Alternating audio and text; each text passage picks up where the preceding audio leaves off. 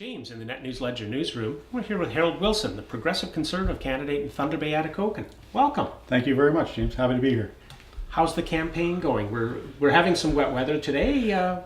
What's it doing outside for the campaign? Oh, for outside for the campaign, things are great because it's cool, as far as that goes. So it's been 2 weeks already. There's been an informal part, but it's been 2 weeks, and I think it's going well. Going door to door, getting signs up, doing the usual electioneering stuff.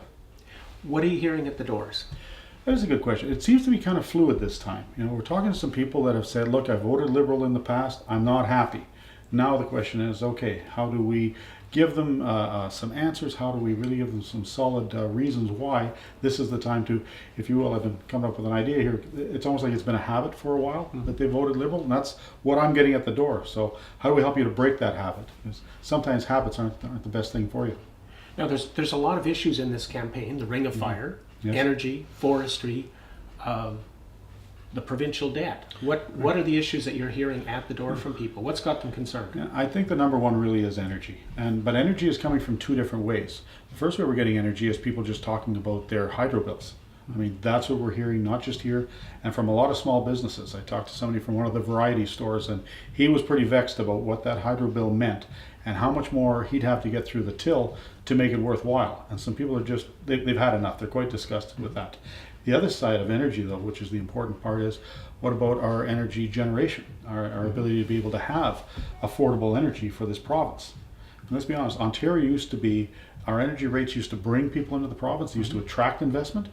Now we're the highest energy jurisdiction, the highest cost in North America. And so companies that are already here right now are questioning why they would stay here, and trying to attract has been very, very difficult. Anybody that uses energy and talk to anybody, that's all businesses. Now, the leader of the Progressive Conservative Party, Tim Hudak, has brought out a 1 million job plan. What does that plan mean for here in Thunder Bay? Okay. That's a great question too. I mean, I've been pouring through it like I think a lot of people have. Certain areas I would suggest are right within my comfort level when we're talking about developing our resources. That's one of the biggest things, whether we're talking mining resources, whether we're talking about hydroelectricity. We need to generate, on the hydro side, just a second, is that we need to generate a lot more. We've got nothing but potential here. We have to turn that potential into reality. And one of the ways to do that is through the hydro projects that we have. But we need to take away some of the hindrances that are keeping them from happening. The other piece that's in there would even be issues of Crown land. Now, that's been around for 25 years, and I think all the governments have not really focused on what that means. And when you talk to some of the people in our rural municipalities, they're facing with more costs, whether it's for policing, whether it's emergency services, whether it's DSAB, you name it. They have more and more and more costs coming to those small municipalities, and yet where's their opportunity to raise revenue? They're being precluded from new developments, from more residential development. Everywhere else they could raise some funds.